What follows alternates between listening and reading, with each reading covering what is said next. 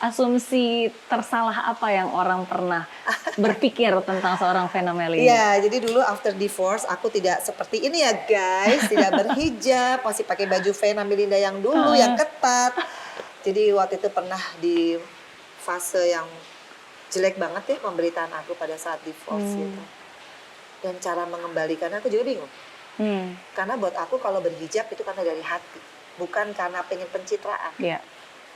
Finally kenapa aku berhijab? Karena pas pandemi aku banyak waktu merenung. Dan waktu itu pernah ada waktu aku tidak ngomong sama Vero.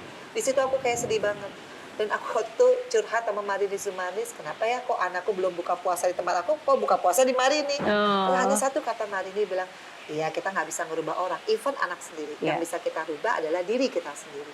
Di situ aku pikir, kenapa harus berhijab? Padahal aku sudah nggak pacaran, karena nggak pengen ada dosa. Tapi yang belum aku rubah adalah packaging. Nah setelah aku rubah packaging, semua berubah. Dari orang yang mau isengin aku, orang yang playboy dan lain sebagainya, yang mau cuma iseng, itu menjauh. Kenapa? Aku menghargai diriku sendiri.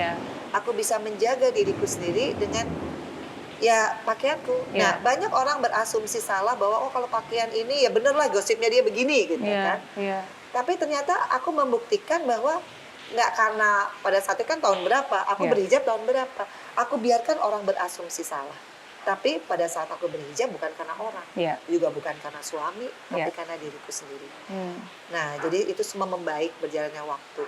Jadi kalau ada orang salah persepsi, ya salahku juga. Karena mestinya lebih sensitif di saat sudah seperti itu keadaannya. Aku nggak boleh cuek. Tapi waktu itu aku, makin gue diginiin, makin gue buat, makin ketat nih pakaian.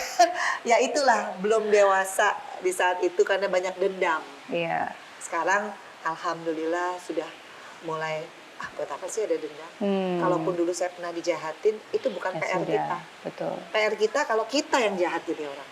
Tapi kalau orang jahatin, PR dia sendiri. Itu urusan dia. Tapi PR kita kalau kita jadi dari baik, jadi jahat, itu PR banget. Dan sekarang aku mencoba untuk, kalau ada pikiran kesel sedikit kan bawaannya dendam ya. Aku udah gak mau, enggak. Makanya aku sukanya apa? Aku sukanya host, menjadi host. Udah bikin YouTube channel meskipun dari 0 subscriber guys. Sekarang udah berapa ratus ribu loh. Ya lumayan. Ntar lagi menuju 1 juta. Masih jauh ya, tapi ya menuju. Ya pokoknya aku bangga lah punya platform untuk bisa aku berekspresi dan sharing kan. Ya memang dibutuhkan kebesaran hati untuk kita bisa terus berproses ya. Sometimes kan kadang-kadang saya yakin pasti ada keinginan untuk membenarkan, nggak kayak gitu kan. Sibuk gitu ya. Tapi ya daripada kita sibuk membalas dalam arti membenarkan nggak kayak gini, harusnya kayak gini ya, lebih baik waktunya dipakai untuk berbuat lebih banyak kebaikan aja. Bukan dipakai untuk membenarkan dan menjelaskan atau kepada mereka gitu atau membela diri. Pertanyaan ke-7, kalau Mbak Vena bisa punya superpower, pengennya punya superpower apa dan kenapa? Kalau aku sih ngerasa superpower itu adalah bagaimana kita bisa hidup kan cuma sebentar. Aku ngerasa superpower aku waktu aku bisa jadi DPR RI.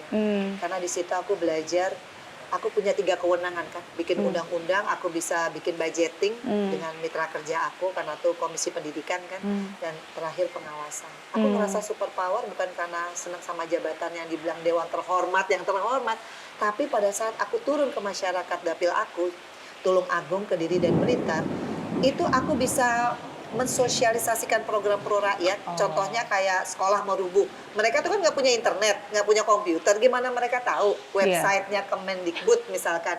Oh ini ada loh Kartu Indonesia Pintar. Nah itu kan kalau anggota, kalau anggota DPR RI yang turun langsung jemput bola, sosialisasiin, dan habis itu kalau mereka bisa akses kita lihat lagi seberapa perubahannya. Buat aku itu keniscayaan sebagai manusia yang sesungguhnya, bahwa dia dikasih amanah, dikasih jabatan, dia tidak menyia-nyiakan 1 detik pun, dia bisa berkontribusi sama orang-orang, karena kan basic needs kan, pendidikan, kesehatan itu kan basic needs orang, dan kita bisa berjasa. Semua orang apapun juga terlahir dari mana itu berhak untuk mendapatkan itu. Tapi kan karena ketidaktahuan, karena sosialisasi yang kurang dan tidak tepat sasaran. Kalau semua rajin turun, ya semua program pro rakyat tepat sasaran.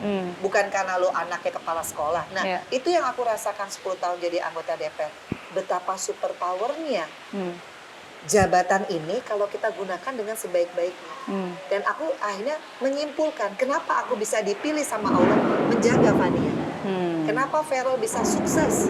Kenapa Atala waktu kemarin dibegal persekian detik ini yang namanya linggis sudah di sini, tiba-tiba ada orang lewat pada subuh nahan tuh begal. Kalau bukan Allah, karena perbuatan aku sebagai ibu. Di situ aku makin termotivasi, ya Allah, kalau aku jadi ibu yang nggak benar, jadi ibu yang make zolim gitu, zolim akan jabatan yang diberikan kepada aku, jadi orang yang tidak menggunakan sebaik-baiknya, mungkin anakku nggak ada yang kayak begini. Jadi aku maknai semua, kalaupun nanti balik, aku harus lebih lagi berkarya.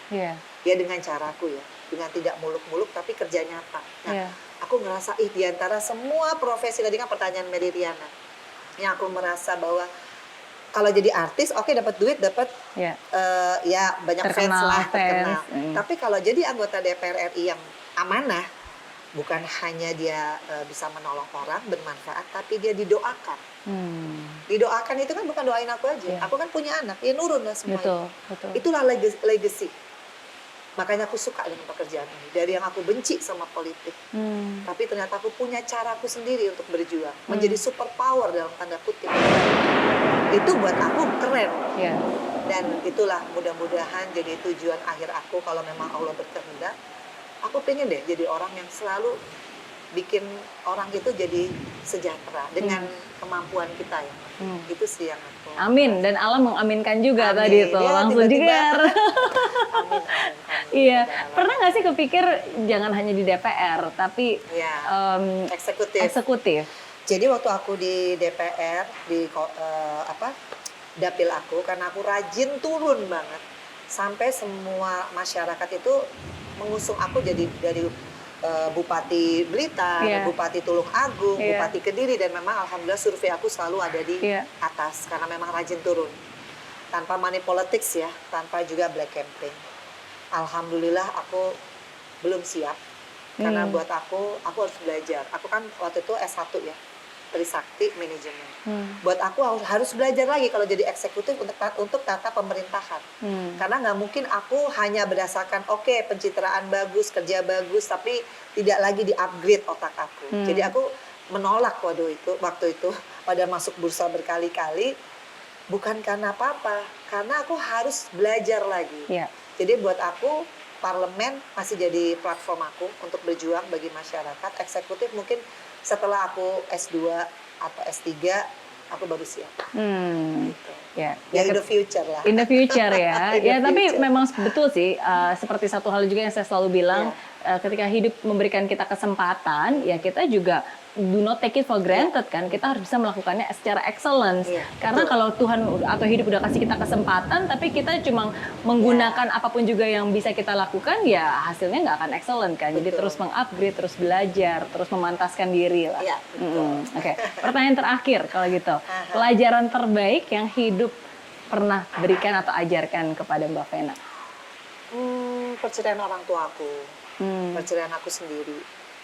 Itu semua pembelajaran sangat berharga. Jadi aku nggak bisa ngebayangin ya kalau aku nggak terlahir dari mama yang kayak Mama Ayu gitu ya. Ini orangnya ada di belakang, yang sedemikian tough banget jadi orang yang selalu membuat aku selalu pengen jadi yang the best. Gitu. Pokoknya aku pengen jadi the best. Karena rasa sayang aku itu selalu aku ingin buktikan dengan karya sih. Aku melihat gimana painfulnya dia dari anak orang kaya mau kerja menipe di Oken hanya untuk bikin aku sukses in the future kan. She did it gitu. Jadi aku mungkin bukan kayak anak-anak yang mama I love you enggak. Tapi apa yang sudah aku lakukan di usia aku yang 50 tahun ini itu sebenarnya dedikasi sih buat dia. Dedikasi buat mamaku yang sedemikian rupa. Dia tuh lulusan SMP, tapi dia punya ilmu kehidupan yang luar biasa. Yang selalu ngajarin aku untuk selalu stand up gitu ya. Nggak ada tuh kata yang buat dia cengeng. Karena dia nggak pernah nunjukin itu. Even though dia nggak punya uang, waktu itu kawin juga kawin lari, punya anak di usia yang sangat muda, kan bisa aja dia abandon me. Tapi dia nggak pernah ngelakuin itu. Dengan segala konsekuensi. di umurnya dia yang terlalu muda menurut aku. Iya. Ya itulah hero yang sesungguhnya.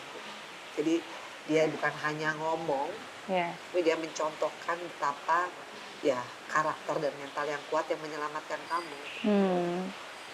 Dan Tuhan sudah menitipkan ke orang yang tepat ya. Dan Ya. makanya Mbak Vena pun juga bisa menjadi seperti sekarang ini. Alhamdulillah. Karena ada wanita yang jauh lebih tangguh, jauh lebih hebat Iya. yang selalu mendoakan. Dan walaupun mungkin nggak punya jawaban, tapi tetap selalu ya bersama yuk jalan Iya. dan always be there for you. Iya.